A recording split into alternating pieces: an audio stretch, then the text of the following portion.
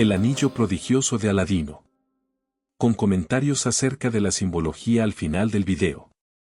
En los tiempos más florecientes de Oriente reinaba en Balsora el gran Ceilán, príncipe que, por sus virtudes, supo granjearse las protecciones celestes.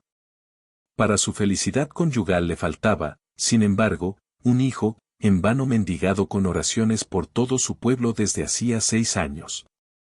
Al séptimo mandó el rey hacer una rogativa general por todos sus dominios, implorando el sucesor tan deseado. Los templos se llenaron de inciensos, oraciones y luces, y en el principal de la ciudad se prosternaron los 2 esposos, orando largo rato. Los detalles de este fausto suceso recuerdan, por supuesto, los que cuenta la tradición acerca del nacimiento de Jaime el Conquistador y tantos otros gloriosos nacimientos. Al levantarse, ocurrió una cosa singular. El recinto apareció iluminado por una luz sui generis que eclipsaba a todas las otras, cual si el templo estuviese cuajado de pedrería que era imposible mirar. El príncipe elevó sus brazos al cielo en acción de gracias y entonces todo el mundo pudo ver que el foco de luz tan esplendorosa no era otro que la piedra del anillo real rutilando como purísima estrella. El cielo ha escuchado nuestras súplicas, exclamó lleno de santa unción. Solos luego los esposos, la reina preguntó a su consorte el motivo que tuviera para expresarse así, y éste le dijo, oh hermosa mía, es un secreto que habrá de acompañarme a la tumba, porque, si infiel a mi promesa, lo revelara, la cólera celeste descargaría sobre nuestras cabezas. Mientras así hablaba, la dio el príncipe a besar el anillo y al punto la reina concibió en sus entrañas un hijo, cuyo horóscopo, hecho al nacer por los mejores astrólogos del reino, fue que el deseado infante sería valeroso, prudente, sabio y feliz, si sabía aprovecharse de un precioso talismán que le serviría de norte en todas sus acciones. Pero, si por desgracia o mala estrella, desdeñaba el camino que el talismán le trazase, sería condenado a vivir errante toda su vida como ingrato a los beneficios del destino.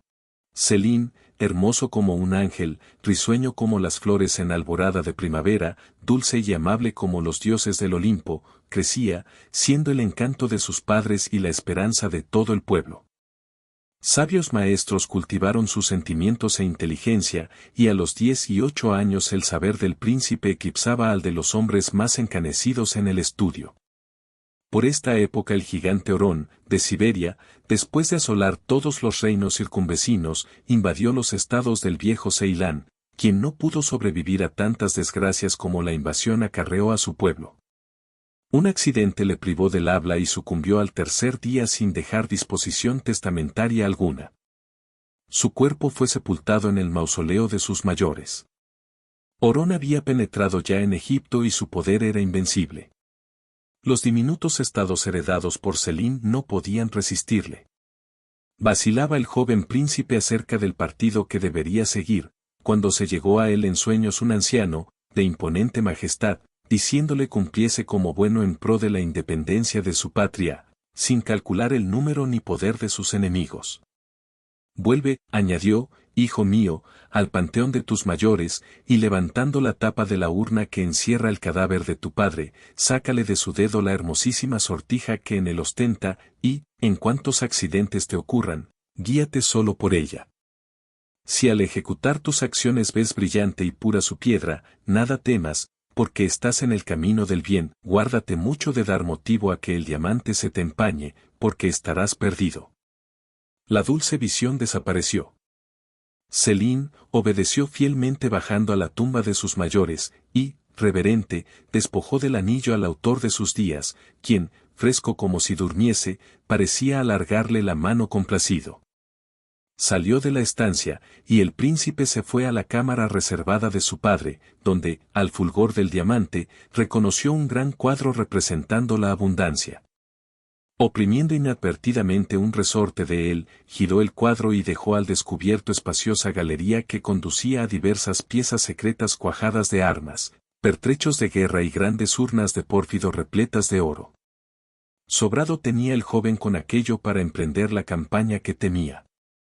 A la luz de innumerables lámparas, encendidas por el efluvio del diamante, aquellos subterráneos reverberaban como un encantado paraíso.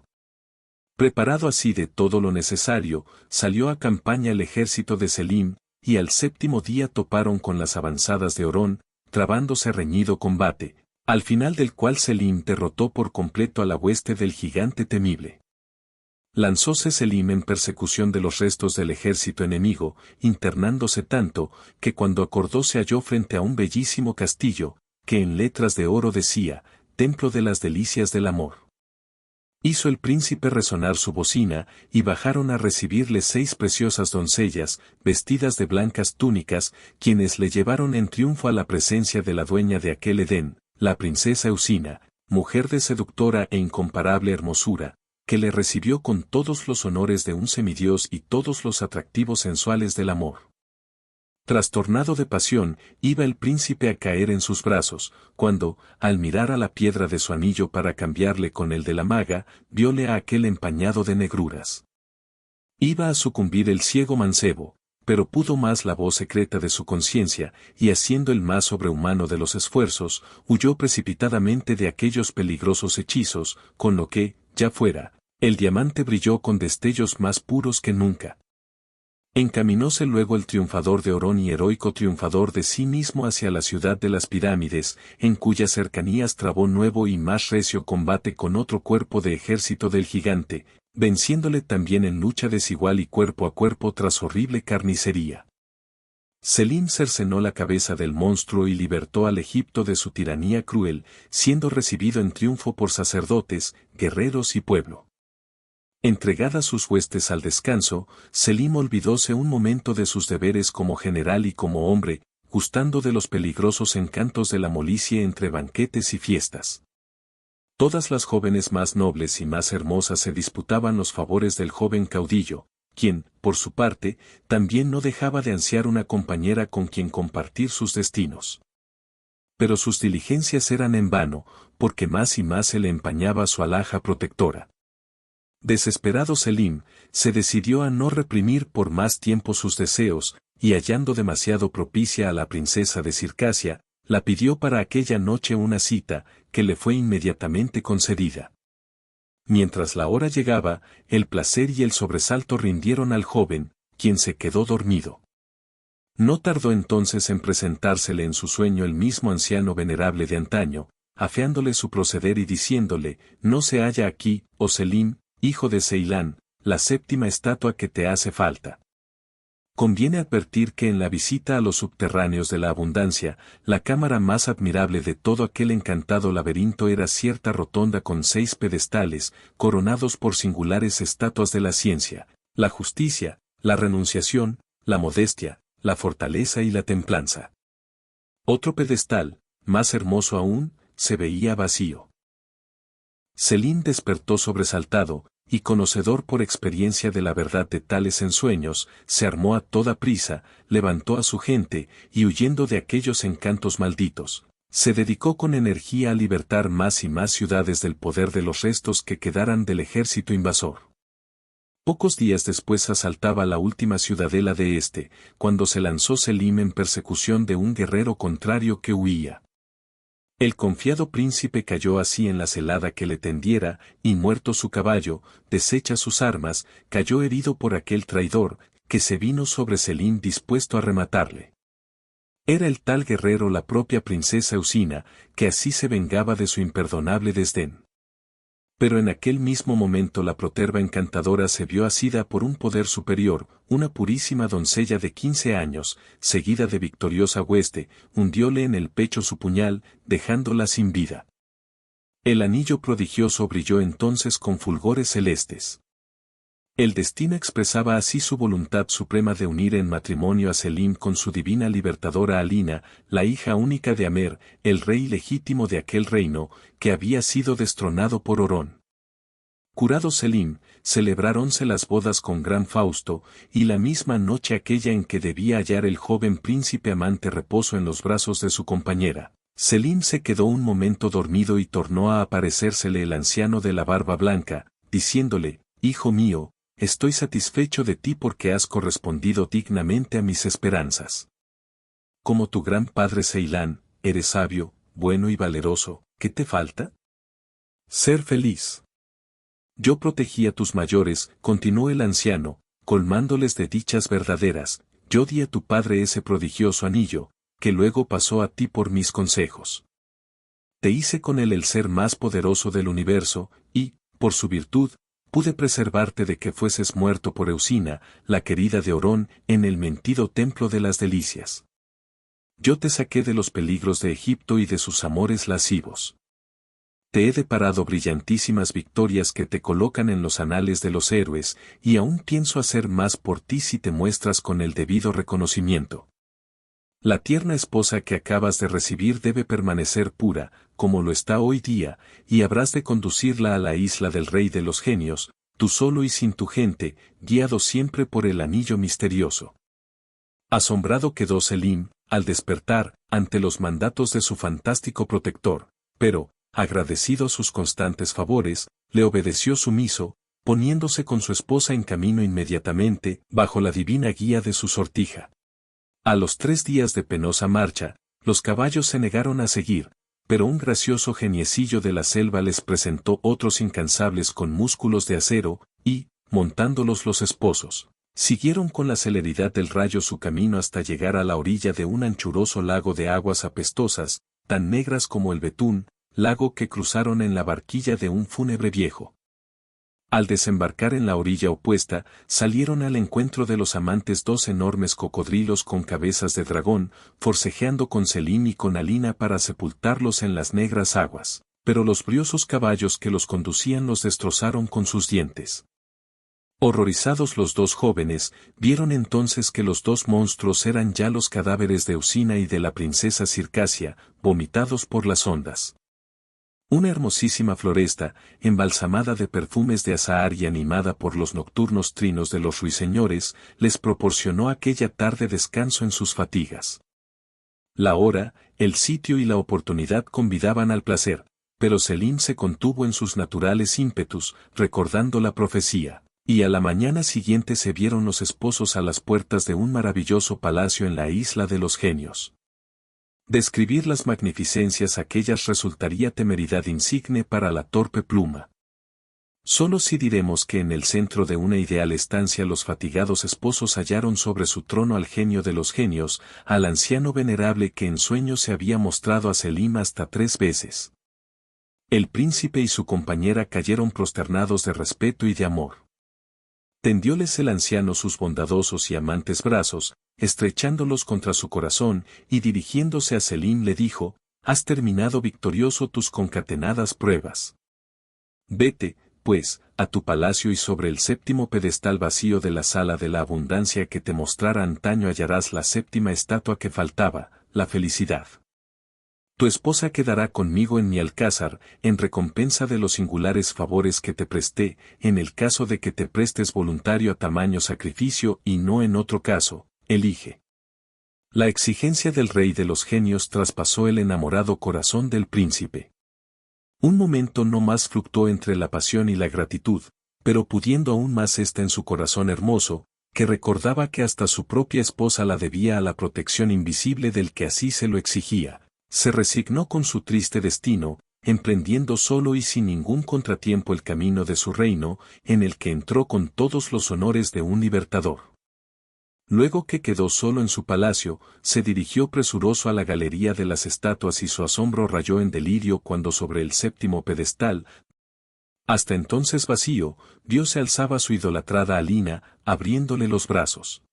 La joven doncella se había sentido transportada en sueños a aquel sitio por un carro de fuego, según el mandato del rey de los genios, que de tal manera sublime coronaba su obra protectora de guiar por la noble senda del bien al más admirable de los príncipes. A continuación unos comentarios acerca de la simbología que encierra este cuento. La preciosísima fábula que antecede es una completa guía de conducta para la alocada juventud. Diríase que se trata de un primitivo y anónimo Telémaco, escrito en los países babilónicos hace miles de años y transmitido por la tradición oral que le ha hecho llegar hasta nosotros pasando de labio a labio hasta cristalizar con sus congéneres, en esa deliciosa Biblia que se llama Las 1001 noches.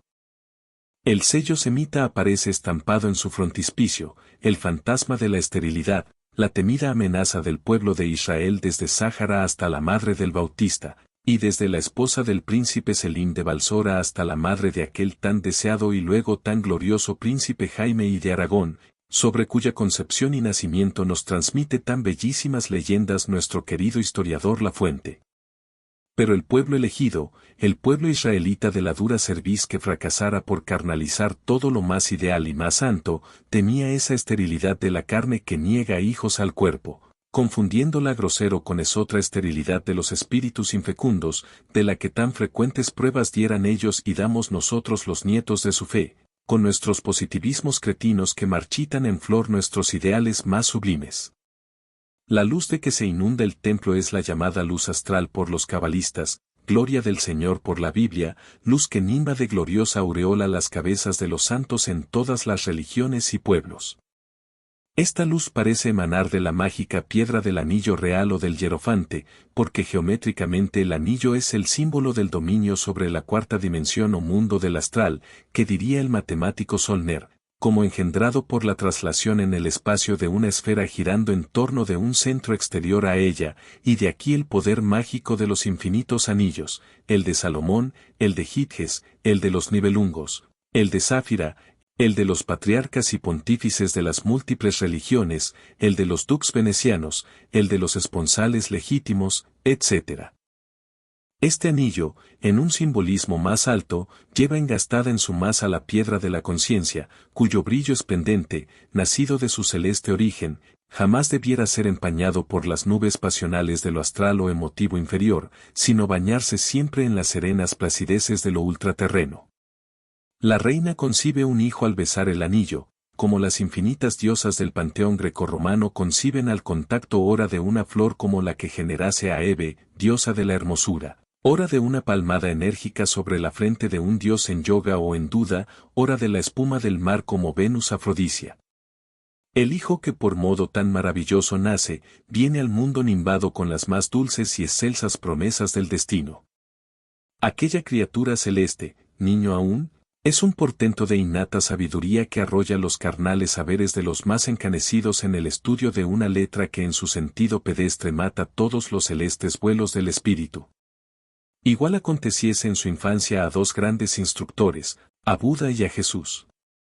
El gigante Otón, Orón u Orión, Briareo, es, como todos sus congéneres, el prototipo del mal, Arimanes, Tifón, Satán, la serpiente, el ogro, en fin, de todos los mitos arcaicos, personificación física del mayor y más temible de los seres astrales que someten a prueba a todo candidato para la iniciación, el temible habitante del umbral, el monstruo de 100 tentáculos, el proteo de la mirada de fuego y de ponzoña, esfinge que plantea al neófito el jeroglífico fatal con el problema integral de la muerte y de la vida. Vencido el candidato, queda a sus órdenes como hombre, que diría el sublime autor de Zanoni, vencedor, el candidato entra en el rango de los héroes, que es simplemente el camino de los dioses inmortales. Pero el hombre no lucha solo con el habitante del umbral, sino que, aunque aquél no le vea, le protege bajo su manto regio el maestro de la compasión, el gurú, que le dice aquellas hermosas palabras iniciáticas: vuelve, hijo mío, al panteón de tus mayores, esto es, vuelve tus ojos hacia las olvidadas verdades arcaicas, y levantando la tapa que encierra el sepulcro de su progenitor, recibe de él el talismán precioso, la regla de conducta, la enseñanza científico-religiosa que le ha de guiar a lo largo del sendero de espinas que la vida simboliza. Todo cuanto ocurre a Selim allí abajo, en la cripta, alude a la cueva o pirámide de la iniciación, como más al detalle se ve en otros muchos mitos que llevamos ya estudiados. Las luces superhumanas que el dominio de lo astral proporciona permiten al hombre, entre otros dones, el don de la adivinación y la clarividencia. Con ellas, pues, no es extraño que se descubra la senda de la abundancia, los poderes sorprendentes del mago, tenidos por milagrosos, como si hombres y dioses pudieran nunca contradecir las leyes naturales, cuando basta tener de ellas un conocimiento superior para obtener de las mismas aparentes imposibles, como empieza ya a demostrarlo la historia de nuestros descubrimientos científicos. Así es como el conocimiento del astral da poderes para combatir con éxito a los habitantes enemigos del astral mismo, simbolizados en Orón y toda su cohorte. Selim, Solimán Salomón vence en la ruda pelea, combatiendo frente a frente al enemigo, mas, a no ser por el aviso de su anillo, el príncipe habría sucumbido sin duda en otra pelea infinitamente más ruda, como que la solapan las dulces seducciones mágicas del amor. El templo de las delicias pasionales es capítulo obligado de todos los mitos, como también hay, de todas las historias, que siempre hay una Helena para Menelao, una Cleopatra para Marco Antonio, una Dalila para Sansón, una Circe y una Calipso para Ulises, una esposa de Ulías para David, una Teresa para Espronceda. No pocos mitos llaman Melisa o Melis a esta mujer símbolo, con las letras mismas de Selim el guerrero, pero trastrocadas como para mejor expresar el estrago horrendo que operan ellas con sus seducciones de mal sobre la persona misma del caballero andante, que busca en la iniciación a la dama blanca de su esencia superior, ingente chispa de la divinidad que no tolera rivales. Con triunfar en esta más gloriosa prueba, Selim puede dirigirse con paso seguro a la ciudad de las pirámides de la iniciación. El astral, que se interpone como siempre, ya no puede resistir sus bríos. Selim vence al monstruo, al habitante del umbral, y con ello queda en libertad todo un pueblo, el pueblo de sus facultades superiores que luengos siglos y vidas yaciese arrojado bajo sus poderes fatídicos. Pero aquello de mis arreos son mis armas, mi descanso el pelear, de nuestro romancero es precepto religioso, porque en el descanso que sigue a las victorias hay más peligro que en todas las luchas. El que venciese del Tesino a Canas, fue vencido por la deliciosa inanición de Capua, y esto que siglos después aconteciese al héroe cartaginés, acaeció también al héroe de nuestro mito. La hermosura de una pérfida princesa de Circasia habría dado al traste con las glorias del héroe a no haberle auxiliado en sueños el maestro. En la leyenda del príncipe de Balsora se marcan con perfecta claridad las dos principales clases de pruebas del neófito. Las primeras y más elementales siempre consisten, como en el mito de Blanca Flor, en luchas con el exterior, pero el mérito de las segundas o superiores no estriba precisamente ya en vencer a nadie, sino en vencerse el candidato a sí mismo.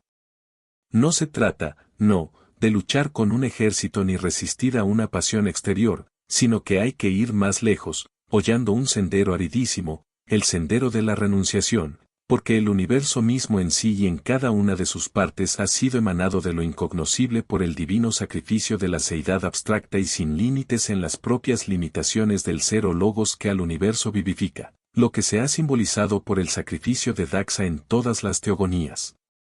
De aquí que el príncipe Selim sufra una desgraciada aventura con su caballo, su propia bestia humana, su cuerpo físico, en fin, que quiera o no es siempre presa del enemigo.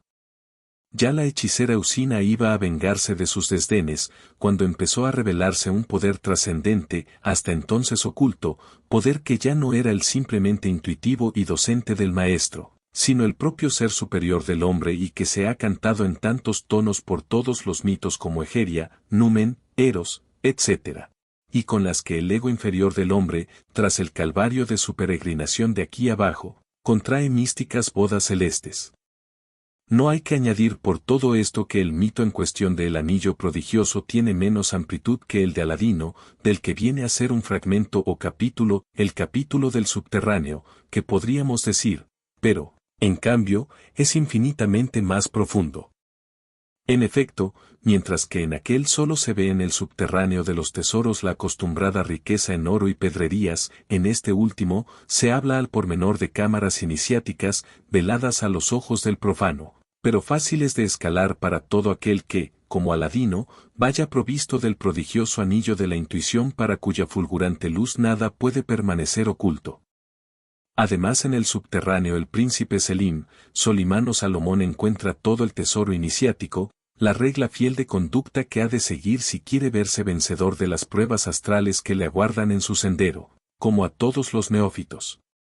Estas pruebas astrales son las consabidas, lucha con el habitante del umbral, e inmediato vencimiento de él, lucha con las seducciones femeninas, como las de Parsifal, el puro, en el jardín encantado de Clinsor, ya que, sin duda, Wagner debió inspirarse en uno de estos cuentos para trazar la escena tan de mano maestra como lo hizo, lucha, en fin, contra sí mismo, que es la peor de las luchas, Porque en ella el enemigo invisible ya no se halla fuera y al alcance de la mano, sino dentro de nosotros, llamándose egoísmo. Tras todas estas luchas, el héroe triunfador acaba por encontrar a su anciano y sabio maestro, el habitante Giña de la isla de los genios, quien completa amorosamente su iniciación haciéndole al joven hallar, al fin, a su esposa, no mujer alguna de carne y hueso, por supuesto, sino a su tríada superior, única diosa digna de ser alzada en el más alto pedestal del santuario iniciático. La prueba final y más dura de todas se cifra en la suprema renunciación que el héroe tiene que hacer de ella precisamente en el momento mismo en que la ha tan gloriosamente conquistado con sus heroísmos, para encontrársela más tarde al terminar su carrera de concatenados esfuerzos, símbolo augusto de la terrible, de la pavorosa carrera de la vida. El simbolismo de esta leyenda, pues, es uno de los más diáfanos que existir pueda acerca del proceso iniciático, a lo largo del cual y a costa de penalidades, el alma del hombre logra descubrir a Isis su espíritu supremo, con la que se desposa místicamente, al fin, cuando el crisol del dolor le ha purificado por completo de todas sus pasiones animales, realizando así el ideal supremo de esa evolución humana que conduce al mundo de los superhombres y de los dioses.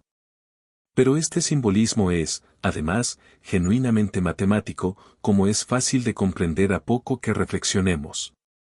En efecto, sabemos por la geometría que cuando un segmento rectilíneo, primera dimensión, gira sobre uno de sus extremos, el segmento describe un círculo, segunda dimensión o plano, cuando, a su vez, este círculo gira en torno de uno de sus diámetros, el círculo engendra una esfera, tercera dimensión o volumen. Por último, cuando una esfera gira en torno de un centro exterior, lo cual sucede en el caso de los astros, la esfera describe, a su vez, un anillo. De aquí el simbolismo de todos los anillos, como representantes, en nuestro mundo de las tres dimensiones, de otra cuarta dimensión, que, gráficamente, es irrepresentable, como todos sabemos.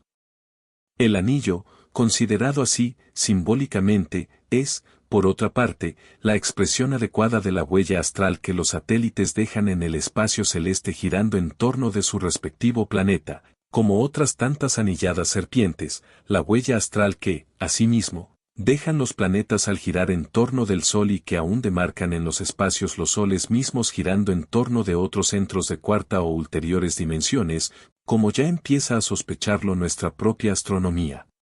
Sin hablar de los astros, la idea del tal anillo resulta también astralmente para todos los seres a lo largo de su vida. Así, cuando regresamos diariamente a nuestro hogar, tras las duras tareas diurnas, si a mirar fuésemos astralmente la huella que hemos dejado en el espacio, con nuestro cuerpo veríamos que no es sino otro, más o menos desfigurado anillo, otra más o menos desfigurada serpiente que se muerde la cola como la egipcia, pues que del lecho salimos y al lecho retornamos. Diariamente después de nuestras físicas correrías tras las cuales, a bien decir, hemos dejado una efectiva serpiente astral de emotividades, placeres y dolores de todo género, y que, por no sabernos qué clase de sentido astral o etéreo harto comprobable, rastreando habría podido seguir el olfato de nuestro perro doméstico.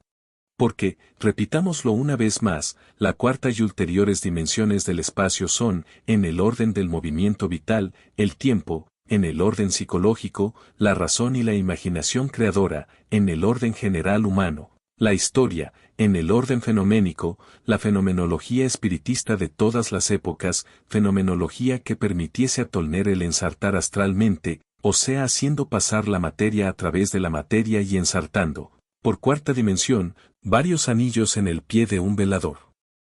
¿Y cómo dudar ya de que, en efecto, es más que prodigioso este anillo?